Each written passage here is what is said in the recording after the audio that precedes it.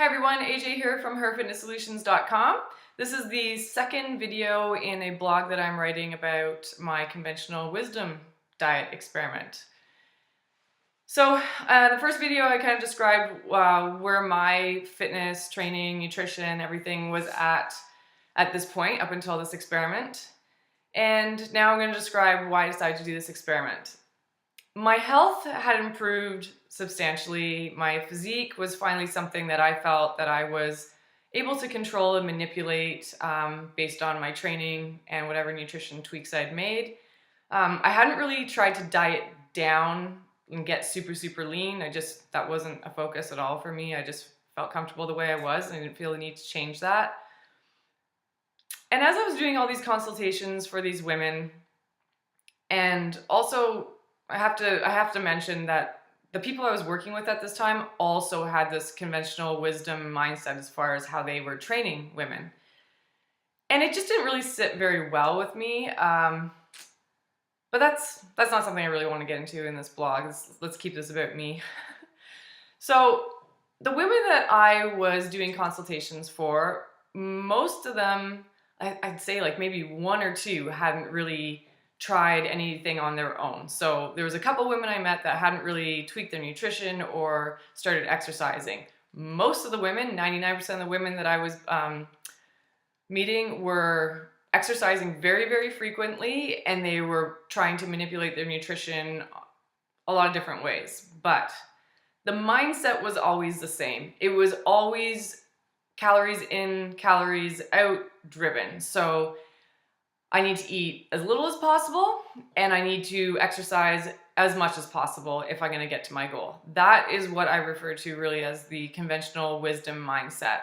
They weren't taking things like the hormonal effect of food, general health as far as gut health, maybe food intolerances, stress management, proper recovery. None of that was a focus, okay? These are all things that have been big focuses for me and had got me a lot of results. And I was really seeing the gap here where I was like, wow, all these women are just cutting calories, reducing the amount of fat they eat, eating low glycemic carbohydrates.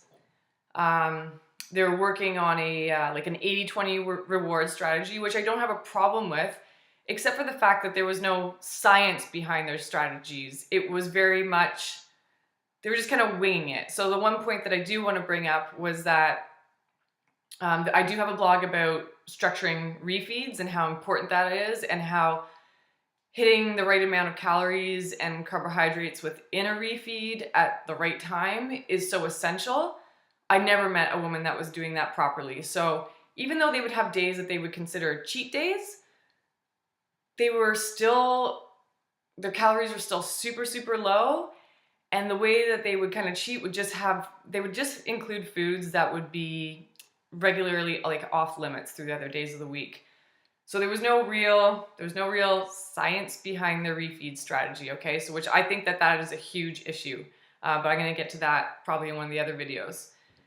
As far as stress management and recovery, I would have to say that aspect was completely overlooked with most of the women that I was speaking with. In fact, you know, they would push aside recovery and stress management just to exercise more at any given time. Exercise strategies themselves, they really didn't vary that much. It was kind of, the mentality was, I'm just going to exercise with whatever suits my schedule and however often I can accommodate. So if there was like a boot camp or I don't know, a class going on, or they could go out for a run, anything like that, whatever they can get involved in, whatever was kind of just happening in their community, they would jump on it. And if they were going to the gym, because there was a few women that were just kind of resistance training, the programs were very much like, they get it out of a book or a magazine or online. They would follow it for a little bit and then they'd switch it up and do something else. But a lot of the things I saw were just like the high reps. They didn't want to lift heavy because they didn't want to get bulky. All the things that we've all heard a million times before that most of us know are not true. It was just, you know, that mindset too. So it was like I say, it's the conventional wisdom, right?